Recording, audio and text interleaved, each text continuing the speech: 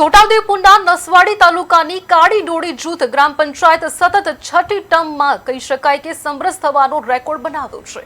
આ ગ્રામ પંચાયતમાં 8 વોર્ડ અને સરપંચના ઉમેદવારે એક ફોર્મ ભર્યું, જેનાથી બિનહરીફ થઈને નસવાડીથી કાળી ડોળી જૂથ ગ્રામ પંચાયતના કેસરપુરા અને કાળી ડોળી ગામનો સમાવેશ થાય છે।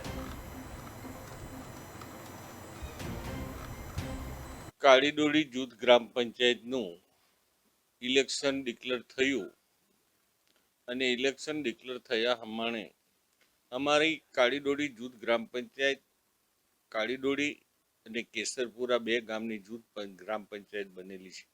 છેલ્લા 35 વર્ષથી આજે 35 વર્ષથી અમારી જૂથ ગ્રામ પંચાયત સમરસ થાય છે। સમરસ કરવાનું મુખ્ય કારણ એવું છે કે 35 વર્ષ પહેલા મેં ધારાસભ્ય હોઉં નહોતો અને ત્યાર પહેલા તાલુકા પંચાયતનો સભ્ય હતો, ત્યારે અમારું ગામ ને કાળી ડોળી એટલું બધું લડાતું હતું કે એક મતની કિંમત ગણી અને છતાંય સરવારે વેરના પેલું ઝેર વેરવાનું એ પરિસ્થિતિ થતી હતી। આ ગામનો માણસ પેલા ગામમાં ના જાય ને પેલા ગામનો માણસ પેલા ગામમાં ના જાય, જ્યાં સુધી 5 વર્ષ પૂરા ના થાય ત્યાં સુધી પેલા ગામનો માણસ પેલા ગામમાં નહીં જાય, એવી પરિસ્થિતિ હતી।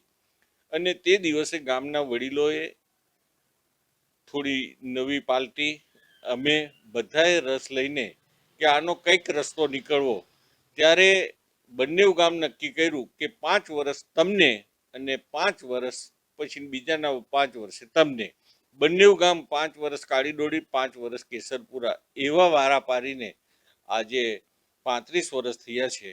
અને એ મુખ્ય હેતુ જે થયા પછી ને ગામના બંને ગામના વિકાસ જે છે એ વિકાસમાં હું એવું કહું છું કે બંને ગામ રસ્તાઓથી પહેલા વંચિત હતા, આજે રસ્તાઓ એકબીજાથી જોડાઈ ગયા। કેસરપુરા જૂથ ગ્રામ પંચાયત તરીકે મને જે નિમણૂક કરવામાં આવ્યો છે, તમામ બોડીને અને ગામના વડીલોને તમામ જે કંઈ અમારા વિકાસના કામો હશે સરકારમાંથી મળશે એ બધું જ કામ અમે કરીશું। ગામ લોકોએ અમને નિર્ણય આપ્યો એ રીતના અમે ભેગા થયા અને ભેગા કરીને એ રીતની જે ગામ લોકો નિર્ણય આપ્યો એ જ અમે શુભેચ્છા રાખીએ છીએ।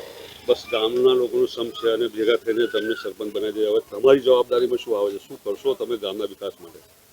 એ તો અમે બોડી સાથે અમે જે કંઈ કામ હશે એ અમે હળી મળીને અમે કામ કરીશું, બંને વિકાસ કરીશું। બંને કેસરપુરા અને કાળી ડોળી બે ગ્રામ પંચાયત છે, એમાં સરપંચ તરીકે રમેશભાઈ તડવીને અમે નિમણૂક કરી છે અને અમે જે બોડીના સભ્યો છે ગમે તે કામ હશે તો અમે સરપંચની સાથે અમે બધી બોડી સાથે અમે ગમે તે કામ હશે પ્રશ્ન હશે તે અમે હલ કરીશું।